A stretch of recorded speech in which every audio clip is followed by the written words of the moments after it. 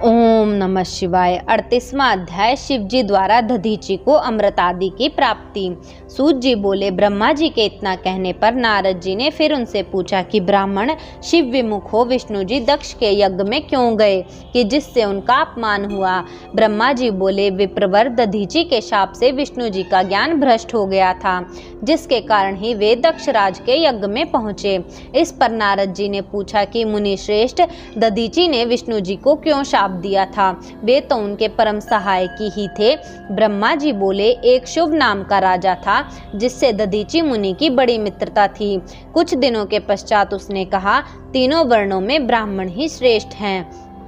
इस पर राजा शुभ, जो लक्ष्मी के मत से चूर्ण था, उसने कहा, नहीं, सब वर्णों का श्रेष्ठ राजा है, राजा सर्वमय है, यह श्रुति का भी वाक्य है। इस पर दधीचि को बड़ा क्रोध आया। उन्होंने राजा शुभ के सिर में जोर से घूसा मार दिया। शुभ मूर्छित हो पृथ्वी पर गिर पड़ा, परंतु ज्यों ही सचेत होकर उठा कि उसी क्षण उस दुष्ट शुभ ने दधीचि पर वज्र चला दिया। उससे घायल हो दधीचि मुनि पृथ्वी पर गिर पड़े। फिर संभल कर उठे तो उससे बदला लेने के लिए उन्होंने शुक्राचार्य का स्मरण किया।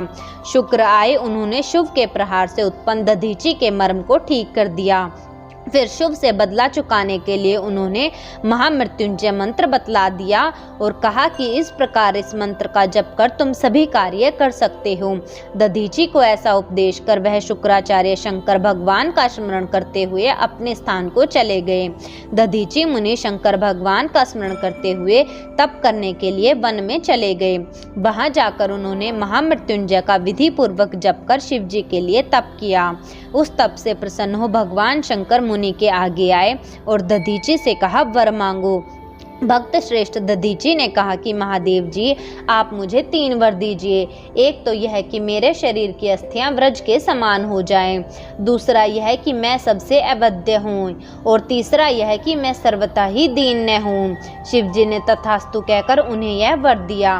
मुनि ने प्रसन्न हो शीघ्र ही राजा शुभ विष्णु जी को परम भक्त था, जिससे गर्वित हो उसने दधीचि की छाती में व्रज मार दिया, परंतु शिव जी के वरदान से मुनीश्वर दधीचि को कुछ चोट न लगी। यह देख ब्रह्मा पुत्र शुभ बड़ा विस्मित हुआ। मृत्युंजय के सेवक दधीचि ने उसे परास्त कर दिया। उस पराजय से लज्जित राजा शुभ वन में तपस्या करने चला गया। मुकुंद ने भगवान की आराधना की तो उससे प्रसन्न भगवान विष्णु से दर्शन देने आए। विष्णु भक्त शुभ ने उसे दधीचि द्वारा अपने अपमान की बात कह मृत्युंजय प्रभाव कहा। विष्णु जी ने कहा, अवश्य शंकर के भक्तों को किसी का भय नहीं है, उन्हें दुख देने से मुझे और देवताओं को शाप पड़ता है।